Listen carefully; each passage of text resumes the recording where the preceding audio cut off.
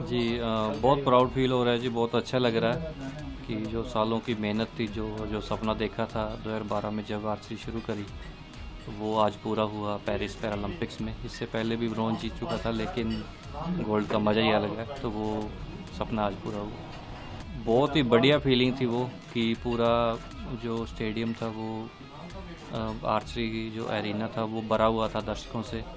और जो हमारा ट्राइकलर है, राष्ट्र ध्वज है, वो ऊपर जा रहा है, राष्ट्रगान बज रहा है। तो एक खिलाड़ी के लिए सबसे प्राउड मोमेंट होता है वो। और मुझे इस बात की खुशी है, मैं भाग्यशाली हूँ कि वो मोमेंट मेरी वजह से वहाँ पे पॉसिबल हुआ। और जो इतने सारे लोग थे वो मान सम्मान दे रहे थे इंडियन ट्राई कलर को। बहुत खुशी होती है कि जो देश के प्रधानमंत्री हैं वो खिलाड़ी को मेडल जीतने के बाद हौसला अफजाई करते हैं, यहाँ आने से पहले भी और मेडल जीतने के बाद भी।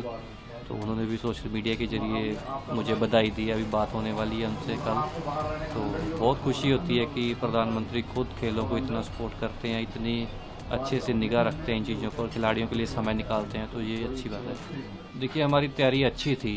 हमारी जो टीम थी साई सोनीपत में प्रैक्टिस कर रही थी, और पहले दिन से ही हम 2 इवेंट थे, इंडिविजुअल और मिक्स, हम दोनों में ही मेडल सोचकर चल रहे थे। हालांकि ये बात हम उस टाइम तक जाहिर नहीं करते बाहर, लेकिन आपस में टीम में जो हमारी रणनीति, जो सलाह होती थी, वो इसी बारे में होती थी। फिर हमारा फ्रांस में भी कैंप था 15 दिन का।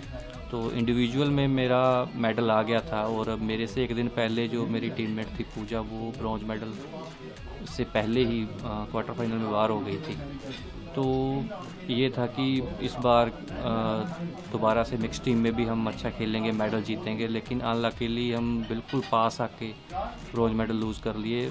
जहाँ गोल्ड मेडल की खुशी है, तो वहाँ कहीं ना कहीं इस बात का मलाल भी है कि एक और मेडल देश के लिए आता आता रह गया। और मैं समझता हूँ कि मुझे, मेरे वो जो टीममेट है उसके लिए मुझे ज़्यादा बुरा लग रहा है कि काश हम और अच्छा खेले होते दोनों ही, और देश के लिए एक और मेडल आता और मेरे साथ एक मेडलिस्ट और जुड़ता हमारी टीम में। ये मेडल मैं मेरे कोचेज़ को, मेरी फैमिली को, जिनका भी मेरे साथ आज तक पूरा सपोर्ट रहा, उन सभी को डेडिकेट करना चाहूँगा। ख़ासतौर पे मेरे कोचेज़ की, जो मेरे साथ गाइडेंस रही, गौरव शर्मा सर की, जीवन जोत सर मेरे कोच साहब हैं, उनकी जो मेंटरशिप रही।